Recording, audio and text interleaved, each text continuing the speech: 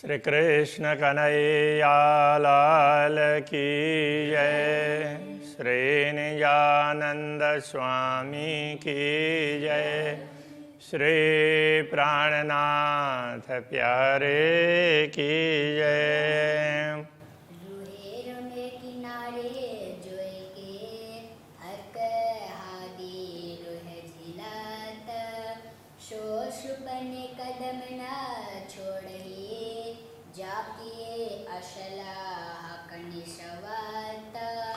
जाके असलह कनिशवत। श्री कृष्ण कन्हैया लाल की जय। श्री राज्य के चरणों को ग्रहण करना चाहिए, उनसे छूट अलग नहीं होना चाहिए। इस भाव को रखते हुए परमधाम के ब्रह्मात्माएं जिनका संबंध पूर्ण ब्रह्म परमात्मा के साथ में है, वो उनके चरणों को कैसे छोड़ सकती है, ये बात समझाते हुए पूरे परमधाम का वर्णन करते हुए समझा रहे हैं। तो अभी पहले वाली चौपाई में ये आया था कि यमुना जी के किनारे विभिन्न घाटों में ब्रह्म आत्माएँ श्री राज्य श्यामा जी के साथ में झीलना करती, जल क्रीड़ा करती। तो उसमें भी खास करके पाट के घाट की बात कर रहे हैं। हक आदि रूहें पाट पर मन चाहे श्रृंगार साजत। तो पाट के घाट में जल क्रीड़ा करके फिर श्रृंगार करते हैं। कहाँ पर जाकर श्रृंगार करते हैं? सबसे ऊपर छत में चांदनी में, वहाँ जा कर के श्रृंगार करते हैं। तो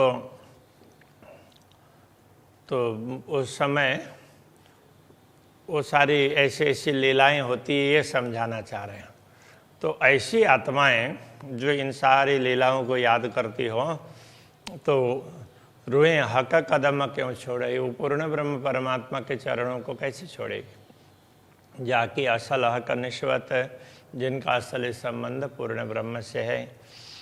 रूहें मिलावा रस बाग में, परमधाम के विभिन्न बागों में ब्रह्मात्माएं मिलती है। उनकी बैठक होती है किसके साथ? श्री राज्य श्यामा जी और ब्रह्मात्माओं के साथ में। जैसे शाम के समय पर विभिन्न स्थानों में जाकर के, अलग अलग स्थानों में जाकर के क्रीड़ाएं करते हैं। उसके बाद में फिर जल क्रीड़ा करते हैं, फिर श्रृंगार करते हैं, फिर कहीं भी वहाँ बैठक भी होती है। तो इन जहाँ भी बैठक होती है वो मिलावा है। तो परमधाम के बागों में ब्रह्मात्माओं का श्री राज्य श्यामा जी और के साथ में बैठक होती है। देखो कि न विदय शोभिता, उस समय बागों की शोभा बढ़ती है। रूए हक कदम क्यों छोड़ई, जाकी असल हक निश्वत। ऐसी ब्रह्म आत्माएं पूर्ण ब्रह्म परमात्मा के चरणों को कैसे छोड़ सकती है? अब खास करके अभी ये बाग तो यमुना के किनारे के ही बाग आगे अभी समझ लेना चाहिए। बाकी लीलाएं तो अलग अलग स्थानों में होती है। अभी इसी का वर्णन ये समझना होगा। पशु पंखी बोले इन समय कई भी दबना गूंजता। उस समय पशु पक्षी वगैरह अपने कलरव से पूरे वन को गुंजित कर देते हैं। रूए सुपने कदम न छोड़ई, जाकी असल हक निश्वत। तो जिनका संबंध पूर्ण ब्रह्म परमात्मा से है, ऐसी ब्रह्मात्माएं उनके चरणों को कैसे भूलेगी? तो ये सारी लीलाएं करने वाली ब्रह्मात्माएं उनके चरणों को नहीं भूल सकती है। वेद वेद के कुंज वन में हक रूहें केल करत। अब कुंज निकुंज वन का वर्णन कर रहे हैं। वहाँ जा कर के श्री राज्य श्यामा जी और ब्रह्मात्माएं विभिन्न लीलाएं करते हैं। तो ऐसी लीला में रहने वाली आत्माएं सो क्यों छोड़े इन कदम को, जाकी असलह का निश्वत। तो ऐसी आत्माएं पूर्ण ब्रह्म परमात्मा के चरणों को कैसे भूल सकती है? बट पीपल की चौकियाँ हक आदि रूहें सिंचता। बट पीपल की चौकी की बात की, तो वहाँ बैठ कर के तो वहाँ अलग अलग लीलाएं करते हैं और साथ में वो झूलते भी हैं। तो झूले तो वहाँ के प्रसिद्ध है, कितने 5-5 भूमिका पर्यंत तो उसमें झूले लगे हुए हैं, तो अलग अलग स्थानों में जा कर के झूलते हैं, तो सबको बड़ा आनंद आता है। तो ऐसी आत्माएं रुएं सुपने कदम न छोड़ई जाकी असल हक निश्वत। वो तो स्वप्न में भी श्री राज्य के चरणों को नहीं छोड़ सकती है। ताल पाल बन गिर दबाए ऊपर कई मोहल देखा था। अब ताल के तरफ ले जा रहे हैं। ताल का पाल के ऊपर में वृक्षावली है, वृक्षों की पंक्ति है, तो उसमें भी ब्रह्मात्माएं खेलती है। और वहाँ महल वगैरह भी है, ऊपर कई महल देखा था, वो अलग अलग प्रकार के महल दिखाई देते हैं। तो उन सब महलों में, ताल में, पाल में ब्रह्मात्माएं खेल करती है। पाल के महलों में सो क्यों छोड़े हक कदम को जाके असल हक निश्वता। ऐसी ब्रह्मात्माएं पूर्ण ब्रह्म परमात्मा के चरणों को कैसे छोड़ सकती है। शोभा चारों घाट की जित जोए हव जब मिलत। चारों घाट की शोभा बता रहे हैं। और उसमें भी जहाँ से यमुना जी ताल में प्रवेश करती, वो कितने देवरी का घाट है? 16 देवरी का घाट। उसकी भी एक विशिष्ट प्रकार की शोभा है। तो ये चारों घाटों का वर्णन करते हुए इसका भी वर्णन कर रहे हैं। तो यमुना जी जहाँ से प्रवेश करती है, तो उस घाट का रोए सुपने कदम न छोड़ई जाकी असल हक निश्वत। तो ये ब्रह्मात्माएं जिनका असली संबंध पूर्ण ब्रह्म से हैं, वो इन चरणों को कैसे छोड़ सकती है। ये जो कहे मेहरावा घाटों ऊपर शोभित। ताल के तरफ से देखते हैं तो घाटों में अलग अलग कमान दिखाई देते हैं। घाटों के दीवाल में तो वो कमान, छोटे दरवाजे हैं, तो वो शोभायमान है। हक कदम हृदय रूह के जाके असल हक निश्वत। तो ब्रह्मात्माओं के हृदय में तो पूर्ण ब्रह्म परमात्मा के चरण कमल हैं, इसलिए उन चरण कमलों से तो वो दूर हो ही नहीं सकती। खेले हौज कोशर के बाग में रूहें बन डारी झूलत। तो ताल के बाग में तो ब्रह्मात्माएं खेलती है। और वहाँ पर जो वृक्षावली है ऊपर पाल पर, तो उनकी शाखाएं बहुत लंबी लंबी है। तो उन शाखाओं में भी ब्रह्मात्माएं जा कर के खेलती है और वहाँ झूलती भी है। वहाँ झूले वगैरह हैं। हक चरण सुपने न छोड़ई जाके असल हक निश्वत। ऐसी लीला करने वाली ब्रह्मात्माएं पूर्ण ब्रह्म परमात्मा के चरणों को नहीं छोड़ेगी। रुएं खेले टापू के गुर्ज में जा झरोखों बैठत। तो अब टापू महल के द्वीप प्रसाद की बात कर रहे हैं। तो वहाँ पर वो जैसे द्वार विशेष हैं, ऐसे गुर्ज भी विशेष हैं। और वहाँ गुर्ज में जा कर के झरोखों में बैठ कर के तो चारों दिशाओं के तो उनमें दर्शन करती हैं। कभी किसी झरोखे में, कभी किसी गुर्ज में जा कर के वहाँ के झरोखों में। तो इस तरह से चारों तरफ के दृश्यों का दर्शन करती है। तो सो क्यों रहे हक कदम बिना जाके असल हक निश्वत। ऐसी ब्रह्मात्माएं पूर्ण ब्रह्म परमात्मा के चरणों के बिना रह नहीं सकती। खेले अरस हौज टापू मिने हक भेले चांदनी चढ़त। अब वहाँ की लीलाओं में एक चांदनी की लीला, वो भी एक विशेष प्रकार की होती है। तो वहाँ चांदनी में श्री राज्य और श्यामा जी बीच में हैं, चारों तरफ परमात्माएं बैठी हैं और उनसे निकलता हुआ प्रकाश से पूरा आसमान में पहुंच जाता है और चंद्रमा के किरणों के साथ में जा कर के वो जूझने लगता है। और फिर वहाँ बैठ कर के चारों तरफ देखते हैं तो तालाब का चारों तरफ जल है, उसका भी प्रकाश ऊपर जाकर के चंद्रमा के किरणों के साथ में मिला हुआ हो, उस प्रकार का लगता है। तो ये सारे दृश्य चांदनी के तो वहाँ छत में बैठ कर के की हुई लीलाओं के दृश्य हैं। तो रूहें क्यों रहे इन कदम बिना जाके असल हक निश्वत। तो ब्रह्मात्मा इन चरणों के बिना कैसे रह सकती है। अब ये अलग अलग लीलाओं का दर्शन करवा रहे हैं और चरण कमल को याद करते हुए तो इन सब को दर्शन करना है, वो बात यहाँ पर समझा रहे हैं। नहरें मोहल ढापियाँ जल चक्राव ज्यों चलत। अब आगे वो माणिक पर्वत की बात कर रहे हैं, माणिक महल, वहाँ पर नहरें वगैरह, महल के नीचे से भी नहरें निकलती है और अलग अलग दिशाओं में निकलती है। तो इस तरह से नहरें मोहल ढापियाँ, तो महल के से ढपी हुई नहरें तो वहाँ पर निकली है। जल चक्राव ज्यों चलता, तो वहाँ पर अब नहरें कैसी है, इस तरफ से ऐसे वृत्ताकार में भी है, ऐसे क्रॉस भी है, तो इस तरह से, और उनमें से वो फुहारे वगैरह भी निकलते हैं। तो ऐसे ये तो जल है वो उस तरह से ऐसे घूम करके निकलता है बहता हुआ। तो मोमिन हक कदम क्यों छोड़े जाके असल हक निश्वता। ऐसी लीलाओं के पात्र ब्रह्मात्माएं पूर्ण ब्रह्म के चरणों को नहीं छोड़ सकती। कई मोहल मानिक पहाड़ में हिसाब में ना आवता। ऐसे अनेक प्रकार के महल हैं मानिक पहाड़ में। तो वह मानिक पहाड़ स्वयं भी विशेष है और उसके चारों तरफ वो नहरें वगैरह और वहाँ से फुहारे, वहाँ से वो जलधाराएं निकलती है, और फिर नीचे भी नहरें हैं, वहाँ पर भी फिर नहरों के बीच में कुंड है, उसके चारों तरफ में कुंड भी क्या है, वो ताल ही है, तो उसके चारों तरफ में महल हैं।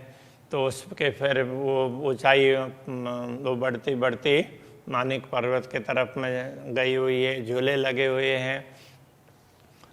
तो इनमें तो ये कितने महल हैं जिनका कोई पारावारी नहीं है, हिसाब में ना आवता। तो ऐसी महलों में लीला करने वाली आत्माएं अपने धनी के चरणों को नहीं छोड़ सकती। वो कहना चाह रहे हैं, ये मोमिन हक कदम क्यों छोड़े ही जाके असल हक निस्वत। कई ताल नहरें मानिक पर ढिग हिंडोलों चादरें गिरत।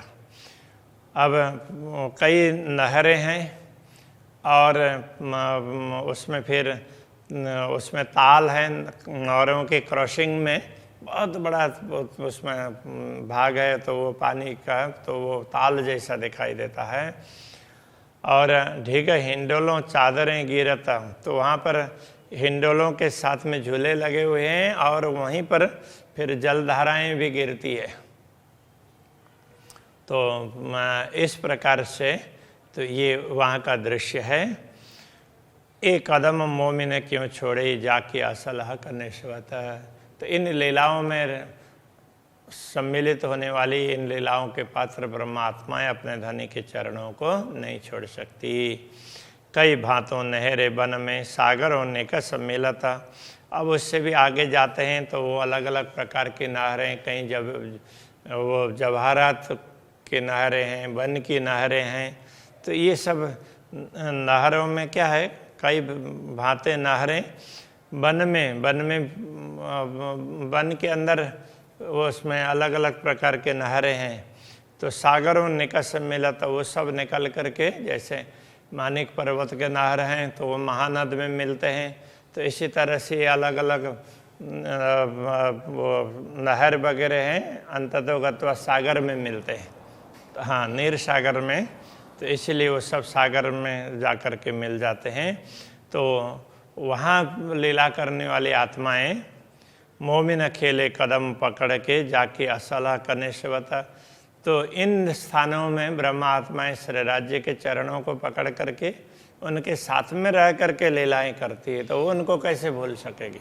कई बड़े मोहल किनारे सागरों, कई मोहल टापों झलकत। अब सागरों के किनारे में तो सागर और फिर द्वीप, तो सागरों के किनारे में भी अलग अलग महल की बातें बताई गई है। तो वो दृश्य हैं। तो कई बड़े महल किनारे सागर के किनारे में ऊंचे ऊंचे महल हैं, क्योंकि वहाँ तो बड़ी रांग और उसके आगे हैं, तो बड़ी रांग का तात्पर्य ऊंचे ऊंचे महल हैं, इसलिए उनको ऐसे रांग कह दिया किले की तरह से। तो ऐसा कोई रांग उंग कुछ नहीं है, वो किले वो ऊंचे ऊंचे भवन है। कई महल टापू झलकता, और वहाँ पर टापू में भी कई प्रकार के महल हैं।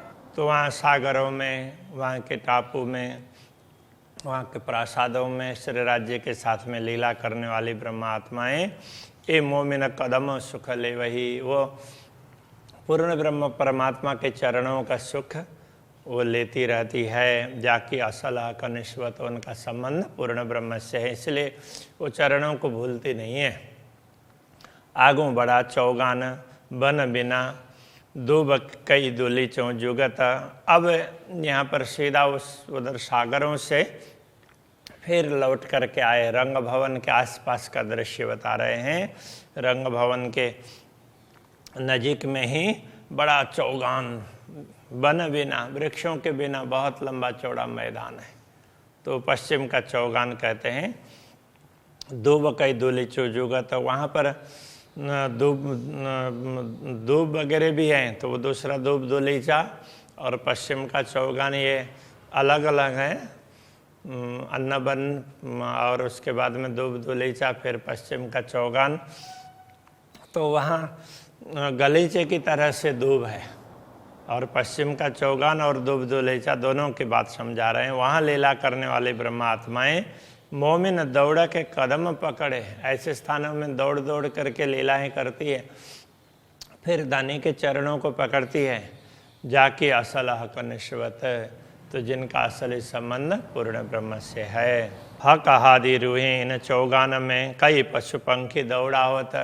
इन चौगान में, इस लंबे चौड़े खुले मैदान में श्री राज्य श्यामा जी ब्रह्मात्माएं तो वहाँ अलग अलग पशुओं के, पक्षियों की सवारी करके तो उनको वहाँ दौड़ाते हैं। कोई उड़ते हैं, कोई दौड़ते हैं। तो मोमिन लेवे सुख कदमों, तो ब्रह्मात्माएं श्री राज्य के सानिध्य का, उनके चरणों का सुख लेती रहती है, क्योंकि उनका संबंध पूर्ण ब्रह्म से है। कहा कहूँ बाग रस का, जित कई रंगों फूल फूलत। अब वहाँ फूल बाग, नूर बाग का वर्णन कर रहे हैं। तो वहाँ बाग के फूलों की क्या बात करें, बाग की क्या बात करें, वहाँ अलग अलग रंगों के फूल खिल रहे हैं।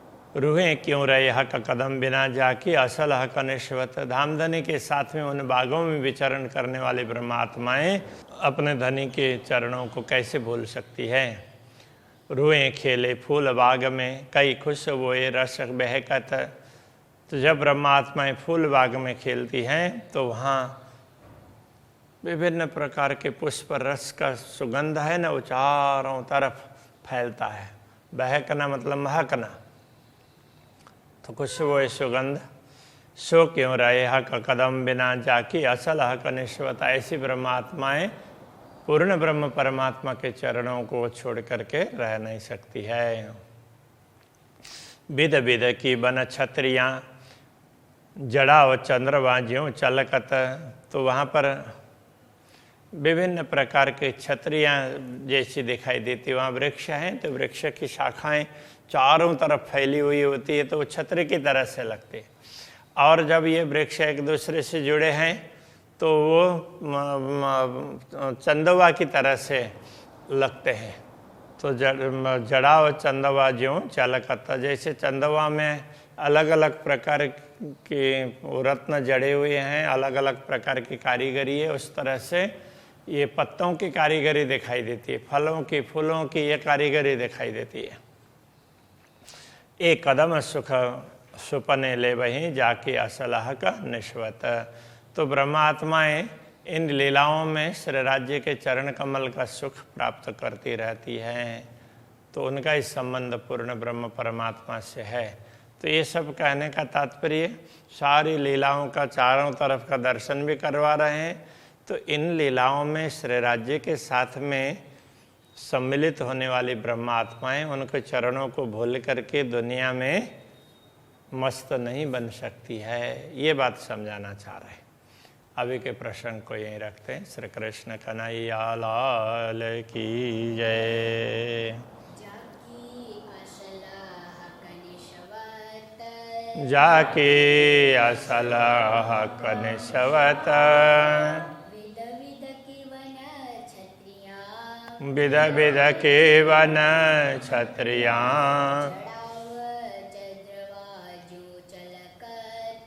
जड़ावत चंद्रमा ज्यों छलकत कदम सुख सुपने ले वही एक कदम सुख सुपने ले वही जाके असलाह जाके असलाह कनिशवत